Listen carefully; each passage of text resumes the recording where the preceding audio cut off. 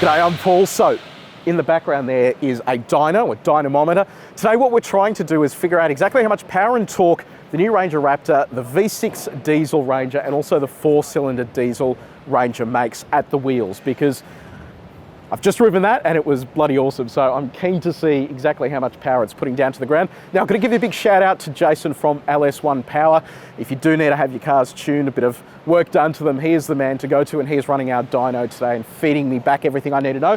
We've just wrapped up with the Ranger Raptor. The V6 is currently on the dyno. Come with me, I'll run you through the results. Okay, so let me run you through theoretically what it's meant to be achieving. So 292 kilowatts of power and 583 newton meters of torque is the output from the engine at the flywheel. On the dyno, we just achieved 204 kilowatts of power and about 535 newton meters of torque. So some pretty healthy numbers there. Just as a recap, this is a 3-litre twin turbocharged petrol V6, and it was actually quite interesting to see while it was running. There's a set of louvers down the bottom there at the front that open and close, and when he was running it in 7th gear, which is where we achieved those numbers, the louvers were just slightly opening as the car started getting up on its hind legs. It actually sounded awesome in there as well.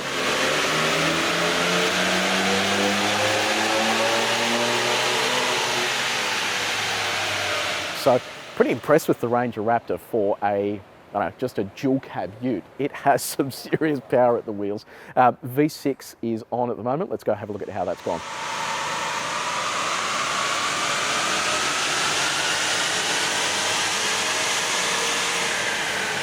So V6 has now finished. Just as a recap, the factory numbers are 184 kilowatts of power, 600 newton meters of torque, and that's from a 3-litre V6 turbocharged diesel. That's of course at the flywheel.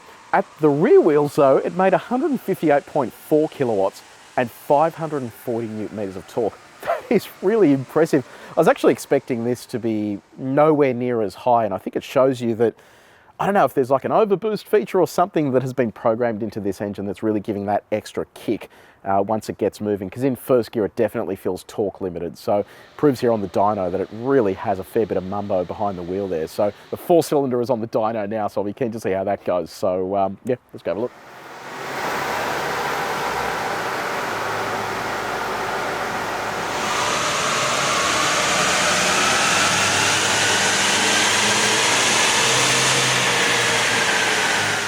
So final car is now done. That was the bi-turbo. So as a reminder, from the factory, it is 154 kilowatts of power and 500 newton meters of torque, 2-litre turbocharged 4-cylinder diesel engine.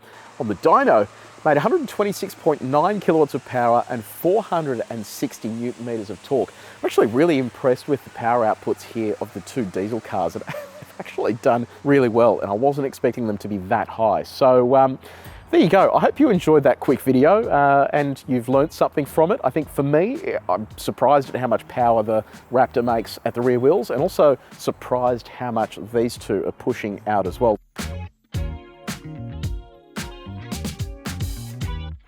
Now, before we wrap up, I need to give one final shout out to Jason from LS Power. If you do need any work done on your V8 Commodore, he is your man.